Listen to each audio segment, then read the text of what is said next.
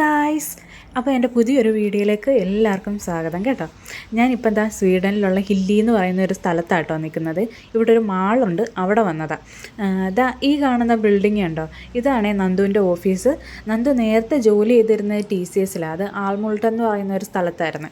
ഇപ്പം ഐക്യ കയറിയതിന് ശേഷം ഹില്ലിയിലാട്ടോ ജോലി ചെയ്യുന്നത്. ഹില്ലിയിൽ തന്നെ ഞാൻ ഈ പറഞ്ഞ മാളും ഉള്ളത്. ഇതാട്ടോ ഞാൻ പറഞ്ഞ മാള്, എംപോറിയ.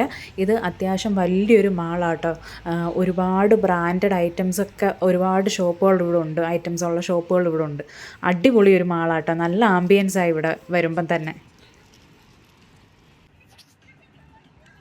ഈ ഹില്ലി എന്ന് പറയുന്ന സ്വീഡൻ്റെ ഒരു മോസ്റ്റ് ഹാപ്പനിങ് പ്ലേസ് എന്ന് തന്നെ പറയാം കേട്ടോ.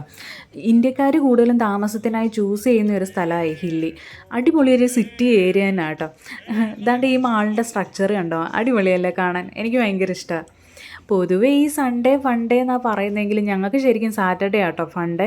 കാര്യം എന്ന് വെച്ചാൽ ഞായറാഴ്ച നമ്മളങ്ങനെ പുറത്തു പോകാൻ നോക്കത്തില്ല, വീട്ടിൽ തന്നെ ഇരിക്കാനായിരിക്കും കൂടുതലും നോക്കുന്നത്. ഞായറാഴ്ച ഈ ക്ലീനിങ്ങും പിന്നെ അടുത്ത ആഴ്ചയിലേക്കുള്ള ഗ്രോസറി ഷോപ്പിങ്ങും ഒക്കെ ആയിട്ട് ഞായറാഴ്ച അങ്ങ് പോയി കിട്ടും.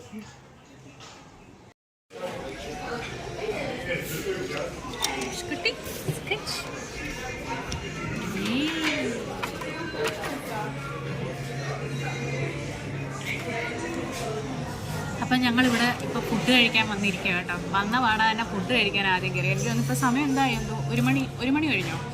1 മണി കഴിഞ്ഞു. വരക്കിട്ടാ ഇതിന് മുന്നേ ഇവിടെ മാളി വന്നപ്പം ഞങ്ങൾ ഒരു വട്ടം ഫുഡ് കഴിക്കാൻ വന്നിട്ടുണ്ട് കേട്ടോ ഇവിടെ. അന്ന് കഴിച്ചതിൻ്റെ ഓർമ്മ എനിക്കിപ്പോഴും മാറിയിട്ടില്ല. നല്ല പണി കിട്ടിയ ഒരു ദിവസമായിരുന്നു അന്ന്. ഫുഡിൻ്റെ ആണോ അതോ എന്തായിരുന്നെന്ന് അറിയില്ല, പക്ഷെ ഞാൻ വളരെ എൻജോയ് ചെയ്ത് നല്ല ഫുഡായിരുന്നു അന്ന് കഴിച്ചത്. ഇല്ല കേട്ടോ, നല്ല ഫുഡല്ലായിരുന്നു. പക്ഷെ അന്ന് എന്ത് പറ്റിയെന്ന് അറിഞ്ഞുകൂടാ. എനിക്ക് വീട്ടിൽ ചെന്ന് പിന്നെ എനിക്ക് ഒന്നും ഓർമ്മയില്ലായിരുന്നു. ഛർദിലായിരുന്നു, ഭയങ്കര ഛർദിലും ചെറിയ രീതിയിൽ ലൂസ് മോഷനും ഒക്കെ ഉണ്ടായിരുന്നു. പക്ഷേ എന്ത് പറ്റിയാന്ന് അറിഞ്ഞുകൂടാ.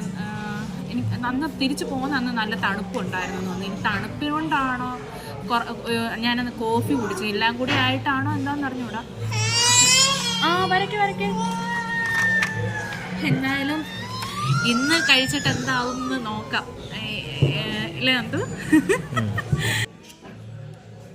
കുറേ നേരത്തെ ഒരു പരതലിന് ശേഷം ഞങ്ങൾ ഫുഡ് സെലക്ട് ചെയ്തു കേട്ടോ. നന്ദു സീസർ സാലഡും ഞാൻ ബീഫിൻ്റെ എന്തോ ഒരു ഐറ്റമാണ് പറഞ്ഞത്. ഇവിടെ ഇപ്പം ബർഗർ ഫെസ്റ്റിവൽ നടക്കുക കേട്ടോ.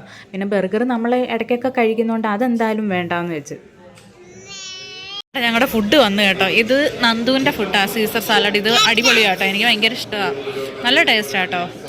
ഇതാണ്ട് എൻ്റെ ഫുഡ്. മിക്കവാറും ഇത് നീ കഴിക്കും, ഇത് ഞാൻ കഴിക്കും. കുറേ പൊട്ടറ്റ മാത്രം ഉണ്ടല്ലോ ഇതിനകത്ത്. ഇവിടെ പിന്നെ എന്ത് മേടിച്ചാലും കാണും കുറേ ഉരുളക്കിഴങ്ങ്. ഓക്കെ, ഓർക്കും കത്തിയൊക്കെ കുത്തി കഴിക്കുന്നുണ്ട്. എന്തൊരു പ്രഹസനമാണെന്ന് നിങ്ങൾക്ക് തോന്നരുത്. നമുക്ക് പിന്നെ കൈകൊണ്ടെടുത്ത് തിന്നാൻ പറ്റത്തില്ലല്ലോ. ഇതുകൊണ്ട് ഞാൻ മിക്കവാറും ഇന്ന് ഇവിടെ തന്നെ ഇരിക്കേണ്ടി വരും.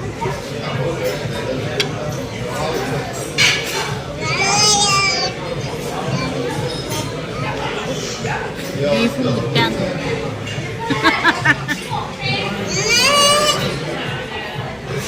കാത്തിരിക്കണേ.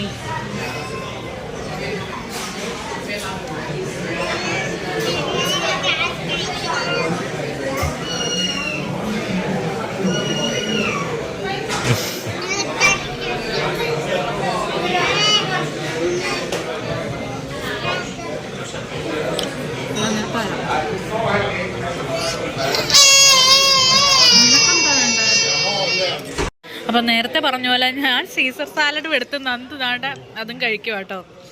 എന്നെക്കൊണ്ട് പറ്റില്ല അതൊന്നും കഴിക്കാനെന്ന് എനിക്ക് മനസ്സിലായി. ഇവിടെ പിന്നെ എന്ത് മേടിച്ചാലും കാണും ഇങ്ങനെ കുറേ പച്ചലയും പിന്നെ കുറേ ഉരുളക്കിഴങ്ങ് കേട്ടോ. എനിക്ക് ഇതൊക്കെ തിന്നാൻ തീരെ താല്പര്യമില്ല കേട്ടോ. എനിക്ക് നമ്മുടെ നാട്ടിലെ ആഹാരം, കുറച്ച് ചോറും മീൻകറിയൊക്കെ ഉണ്ട്, എനിക്കത് തന്നെ കേട്ടോ ഇഷ്ടം. നന്ദുവിന് പിന്നെ ഇതൊക്കെ കഴിച്ച് നല്ല ശീലം. ഓഫീസിൽ പോയാലും ഇതൊക്കെയാണല്ലോ കഴിക്കുന്നത്.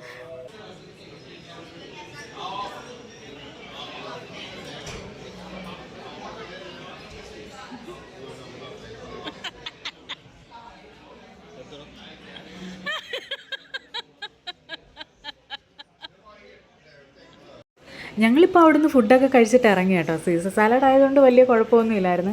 ഞാൻ നേരത്തെ അവിടുന്ന് ഫുഡ് കഴിച്ചെന്ന് പറഞ്ഞില്ലേ, ശരിക്കും ഞാനന്ന് പെട്ട ഒരു ദിവസം തന്നെ ആയിരുന്നു കേട്ടോ. അത്രയ്ക്ക് എനിക്ക് വയ്യായിരുന്നു. തിരിച്ച് റൂമിൽ ചെന്നിട്ട് വെളിയിലോട്ടൊക്കെ നോക്കുമ്പോൾ വലിയ ബിൽഡിങ്ങൊക്കെ നിന്ന് ഇങ്ങനെ കറങ്ങുകയായിരുന്നു. ഞാൻ ശരിക്കും ആലോചിച്ചു, ഇവിടെ ഉള്ളവർ ഇതൊക്കെ കഴിച്ച് എങ്ങനെ ജീവിക്കുന്നെന്ന് പോലും വിചാരിച്ചു പോയി. അത്രയ്ക്കും ഞാൻ പെട്ട ഒരു ദിവസമായിരുന്നു കേട്ടോ. അവിടുന്ന് ഇറങ്ങി നേരെ എൻ്റെ കണ്ണ് വിട്ടത് സെഫോറയിലാണ്. നേരെ സെഫോറയിലോട്ട് ഇങ്ങ് കയറി.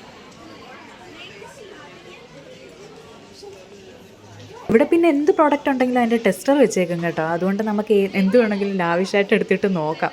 പിന്നെ അത് മാത്രമല്ലേ, നമ്മളിപ്പം ഒരു പ്രോഡക്റ്റ് എടുത്താൽ അതിൻ്റെ ലൈറ്റ് ഷെയ്ഡ് തൊട്ട് അതിൻ്റെ ഏറ്റവും ഡാർക്ക് ഷെയ്ഡ് വരെയും നമുക്ക് കിട്ടും കേട്ടോ. ഇപ്പോൾ കോമ്പാക്റ്റ് ആയാലും ഫൗണ്ടേഷനൊക്കെ എടുത്താലും അതിൻ്റെ എല്ലാ ഷെയ്ഡും നമുക്ക് ഇവിടെ കിട്ടും കേട്ടോ. പിന്നെ ഇവിടെ ഇരിക്കുന്ന പല പ്രോഡക്റ്റും എന്തിനാണ് യൂസ് ചെയ്യുന്നതെന്ന് പോലും എനിക്കറിയത്തില്ല. എനിക്ക് ഈ മേക്കപ്പിൻ്റെ നമ്മുടെ ചില ബേസിക് സംഭവങ്ങൾ മാത്രമേ അറിയത്തുള്ളൂ. ഇവിടെ ഇരിക്കുന്ന പല പ്രോഡക്റ്റും എന്തിനാണ് എനിക്ക് യൂസ് ചെയ്യുന്നതെന്ന് പോലും അറിയത്തില്ല കേട്ടോ. ഇവിടെ ഒരുപാട് കോസ്മെറ്റിക്കിൻ്റെ ഒരുപാട് ഐറ്റം ഉണ്ട് കേട്ടോ. ഇപ്പം ഹെയറിനായാൽ പോലും ഒരുപാട് ഐറ്റംസ് ഇവിടെ ഉണ്ട്.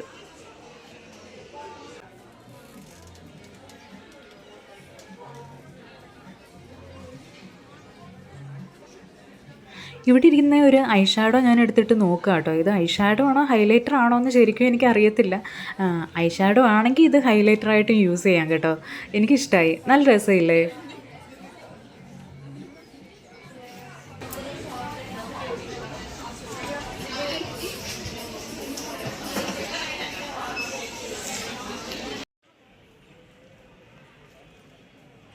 അങ്ങനെ സെഫോറയിൽ നിന്ന് അത്യാവശ്യം സാധനങ്ങളൊക്കെ എടുത്തിട്ട് പരീക്ഷിച്ചിട്ട് ഞാൻ അവിടെ നിന്ന് ഇറങ്ങി കേട്ടോ. ഒന്നും വാങ്ങിയില്ല, അവിടുന്ന് വാങ്ങാൻ നമ്മളെ കൊണ്ട് താങ്ങൂല കേട്ടോ. അമ്മാതിരി റേറ്റാണ് ഇവിടെ. പൊതുവേ കോസ്മെറ്റിക് ഐറ്റംസിനൊക്കെ ഭയങ്കര വില തന്നെ. പിന്നെ സെഫോറ ആകുമ്പോൾ പറയുകയും വേണ്ടല്ലോ. ഞാനിവിടെ വന്ന സമയത്ത് ഈ മാളിൽ തന്നെ കിക്സ് എന്ന് പറയുന്ന ഒരു ഷോപ്പിൽ കയറിയായിരുന്നേ. അവിടുന്ന് ഫെൻറ്റിയുടെ ഒരു ലിപ്സ്റ്റിക്ക് വാങ്ങി. നല്ലൊരു ഷെയ്ഡായിരുന്നു. എനിക്ക് ഇട്ട് നോക്കിയപ്പം ചേരുന്നുണ്ടായിരുന്നു. അതുകൊണ്ട് എനിക്ക് ഇഷ്ടപ്പെട്ട് ഞാൻ എടുത്തതാണ്. അപ്പോൾ അവിടെ ഇങ്ങനെ ഒരു 300 സംതിങ് എന്തോ ഇങ്ങനെ എഴുതി വെച്ചിട്ടുണ്ടായിരുന്നു. എൻ്റെ വിചാരം അതെന്തോ ഷെയ്ഡിൻ്റെ നമ്പറായിരുന്നെന്നാണ്. പക്ഷേ വീട്ടിൽ വന്ന് നന്ദു ആയിരുന്നല്ലോ ബില്ല് ചെയ്ത്. അപ്പം വീട്ടിൽ വന്ന് കഴിഞ്ഞാൽ നന്ദു പറഞ്ഞ് അത് നമ്മുടെ നാട്ടിൽ ഒരു 2500 രൂപ വിലയായിരുന്നു. എനിക്ക് ഈ ലിപ്സ്റ്റിക്കെന്നൊന്നും അത്രയും പൈസ സ്പെൻഡ് ചെയ്യുന്ന കാര്യം ഓർക്കാൻ കൂടി വയ്യ കേട്ടോ. ഞാനാണെങ്കിൽ ഒരു ഡ്രസ്സ് എടുത്താൽ പോലും ഇപ്പോൾ ആമസോണിലോ ഫ്ലിപ്കാർട്ടിലോ സെയിലൊക്കെ നടക്കുന്നുണ്ടോ, 1000 രൂപയ്ക്ക് ഒരു 3 ടോപ്പ് മേടിക്കാൻ പറ്റിയ അത്രയും നല്ലതൊന്നും വെച്ചാട്ടോ ഞാൻ ഡ്രസ്സ് പോലും എടുക്കുന്നത്. അപ്പം ഈ 2500 രൂപയൊക്കെ ആയെന്ന് പറഞ്ഞപ്പോൾ ഞാൻ ഇപ്പോഴും ആ ലിപ്സ്റ്റിക്ക് കാണുമ്പം മറ്റേ വെട്ടത്തിലെ ഡയലോഗൊക്കെ ഓർമ്മ വരും. 2500 രൂപ ഉണ്ടായിരുന്നെങ്കിൽ എന്തോരം ബിരിയാണി മേടിച്ച് തിന്നായിരുന്നു എന്ന് ഇങ്ങനെ ഓർക്കും കേട്ടോ. ഞാൻ അത് എൻ്റെ ചേട്ടൻ്റെ അടുത്ത് പറഞ്ഞപ്പോൾ ചേട്ടൻ പറഞ്ഞു നീ അത് ഇടണ്ട, കണ്ടുകൊണ്ടിരുന്നോളാൻ. അത്രയ്ക്ക് എനിക്ക് ഓർക്കാൻ കൂടി വയ്യ ഈ 2500 രൂപയ്ക്ക് ഒരു ലിപ്സ്റ്റിക്കിന് ഞാൻ സ്പെൻഡ് ചെയ്യാന്ന് പറഞ്ഞ്. ഞങ്ങളിപ്പോൾ ഇവിടെ ഉള്ള ഒരു കിഡ്സിൻ്റെ ഷോപ്പിൽ കയറിയതാണ് കേട്ടോ. വൈഷുവിന് ഒരു സ്റ്റോറി ബുക്ക് മേടിക്കാമെന്ന് വെച്ചിട്ട്. സ്റ്റോറിയൊന്നും കേൾക്കുന്നത് അവൾക്ക് ഇഷ്ടമല്ല. പക്ഷേ ഇങ്ങനെ അതിനകത്ത് ഈ പടങ്ങളൊക്കെ കാണിച്ചിട്ട് ഓരോന്നും ഇപ്പം മൃഗങ്ങളെയൊക്കെ തന്നെ ആയാലും ഇങ്ങനെ പറഞ്ഞു കൊടുക്കുന്നത് അവൾക്ക് ഇഷ്ടമാണ്. അതൊക്കെ ഇഷ്ടമാണ്. പക്ഷേ സ്റ്റോറി കേൾക്കുന്നതൊന്നും ഇഷ്ടമല്ല. നമ്മളിപ്പോൾ കഥ പറഞ്ഞു തുടങ്ങിയാലേ അവൾ എണീറ്റ് പോകും അപ്പം തന്നെ.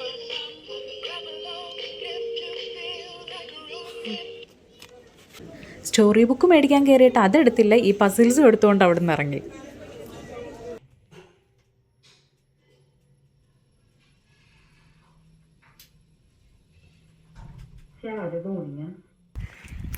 ഇത് ഇവിടുത്തെ മാളിൻ്റെ തന്നെ ഏറ്റവും ടോപ്പിലുള്ള ഒരു വ്യൂ ആട്ടോ. ഇവിടെ ഇന്ന് നമുക്ക് ഇങ്ങനെ സിറ്റി ഫുള്ള് കാണാൻ പറ്റും.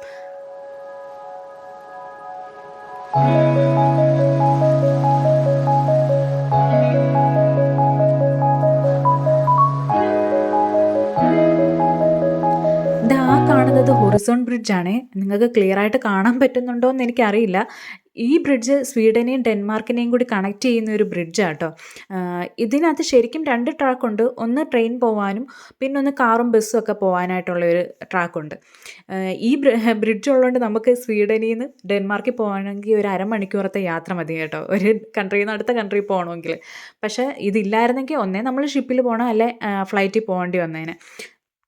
അരമണിക്കൂറത്തെ യാത്രയുള്ളെങ്കിലും എനിക്കിതുവരെ ഡെൻമാർക്കിൽ വരെ പോകാൻ പറ്റിയിട്ടില്ല കേട്ടോ. പോകാൻ പറ്റിയിട്ടില്ലെന്നല്ല, ശരിക്കും ഞാൻ വന്നിറങ്ങിയ എയർപോർട്ട് കോപ്പൻഹാഗനാണ് കേട്ടോ. കോപ്പൻഹാഗനാണ് നമ്മുടെ ഡെൻമാർക്കിൻ്റെ എയർപോർട്ട് വരുന്നത്. സ്വീഡൻ്റെ എയർപോർട്ട് വരുന്നത് സ്റ്റോക്ക്ഹോം വരെ പോകണമെങ്കിൽ നമുക്ക് 4 മണിക്കൂറത്തെ യാത്രയുണ്ട് കേട്ടോ. പക്ഷേ ഇത് അരമണിക്കൂറത്തെ യാത്രയല്ലേ ഉള്ളൂ. അപ്പം നമ്മൾ കോപ്പൻഹാഗനിൽ ചെന്നിട്ടാട്ടോ പോവാറ്.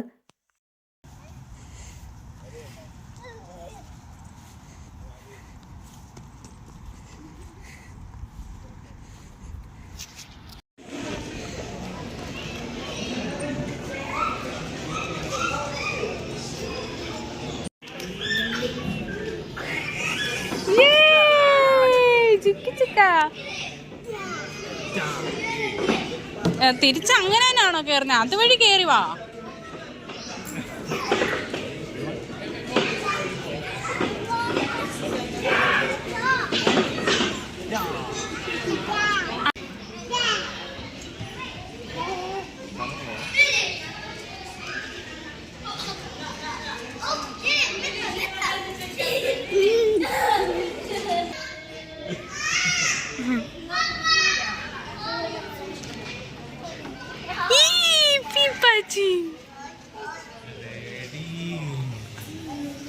നേരൊക്കെ ഇരുന്നിട്ട് പാടോ.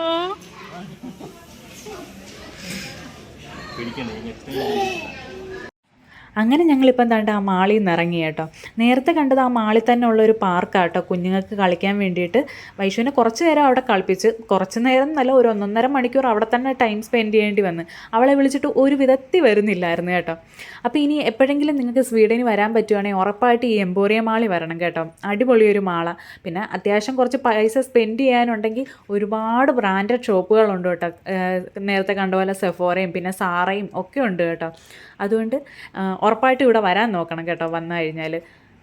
അപ്പോൾ നിങ്ങൾക്ക് എൻ്റെ ഈ ഒരു വീഡിയോ ഇഷ്ടമായെങ്കിൽ ഉറപ്പായിട്ടും എൻ്റെ ചാനൽ സബ്സ്ക്രൈബ് ചെയ്യണം കേട്ടോ. പിന്നെ നിങ്ങളുടെ അഭിപ്രായങ്ങളൊക്കെ കമൻറ്റ് ചെയ്യണം, വീഡിയോ ലൈക്ക് ചെയ്യണം. അപ്പം നമുക്കിനി അടുത്തൊരു വീഡിയോയിൽ കാണാവേ. Thank you guys.